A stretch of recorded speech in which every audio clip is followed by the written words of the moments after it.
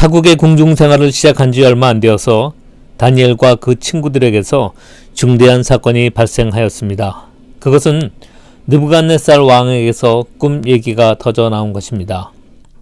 도대체 왕 자신도 기억 못하는 꿈 상황을 어떻게 갈대아 술사들이 풀 수 있겠으며 왕은 어떻게 이것을 확인할 수 있을까요? 아니면 왕은 속으로 꿈 내용을 말하지 않고 이들을 시험하려고 하는 것이 아닐까요? 갈대아 술사들도 만만치는 않아 보입니다.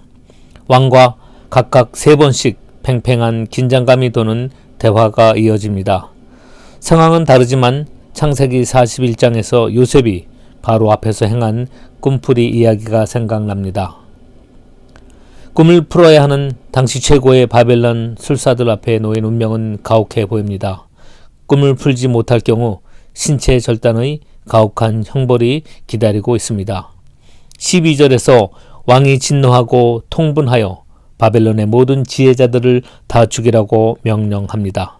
이제 그 불똥이 다니엘과 그의 친구들에게도 닥칩니다. 다니엘이라면 어떻게 할 것인가? 역사를 주관하시는 하나님은 이 사건을 어떻게 풀어나가실 것인가? 느부갓네살의 꿈을 통해 다니엘이 세상 역사의 무대에 등장하게 될 것입니다. 겨울이 다가오는데 코로나가 다시 창궐하고 있습니다. 우울한 소식인데 이제 주변의 몇몇 분들도 코로나에 걸리거나 확진자와 접촉하여 자체 연금을 하고 계십니다. 코로나는 왜 아직도 이렇게 기승을 부리는 것일까? 대충 수그러질 때가 되지 않았나 하는 막연한 희망을 갖습니다만 그동안 백신이 개발되었다고 하니 천만다행이 아닐 수 없습니다.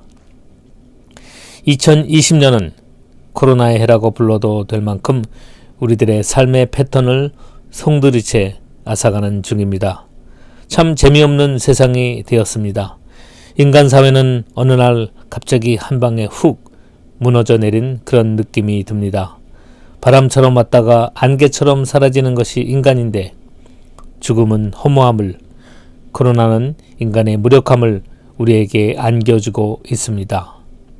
이런 상황은 마치 당시 다니엘이 겪고 있었던 바벨론 궁중 생활의 한 단면을 이야기하고 있는 듯합니다.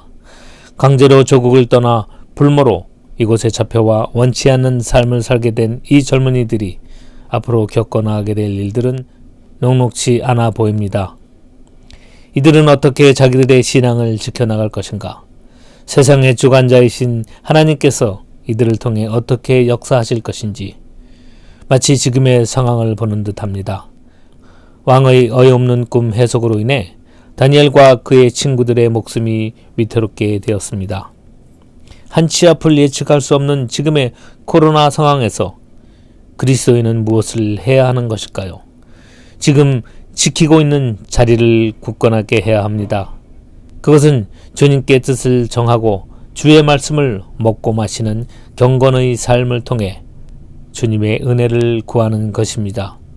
주님은 주님을 찾는 자에게 반드시 응답하십니다. 거룩하신 분, 참되신 분, 다윗의 열쇠를 가지고 계신 분, 여시면 닫을 사람이 없고 닫으시면 열 사람이 없는 그분께서 말씀하십니다. 나는 내 행위를 안다. 보아라, 내가 내 앞에 문을 하나 열어두었는데 아무도 그것을 닫을 수 없다. 인내하라는 내 말을 내가 지켰으니 온 세상에 닥쳐올 시험을 받을 때 나도 너를 지켜주겠다. 시험은 땅 위에 있는 사는 사람들을 시험하려고 닥치는 것이다. 이기는 사람은 내가 내 하나님의 성전에 기둥이 되게 하겠다 하십니다. 계시록 3장 7절에서 12절까지 인용하였습니다. 코로나로 번민하는 세상을 이기고 세상을 주관하시는 만왕의 왕이신 주님께 영광과 찬양을 올려드립니다. 다니엘과 세 친구들처럼 어려움을 이기고 헤쳐나가는 주님의 신실한 증인이 되겠습니다.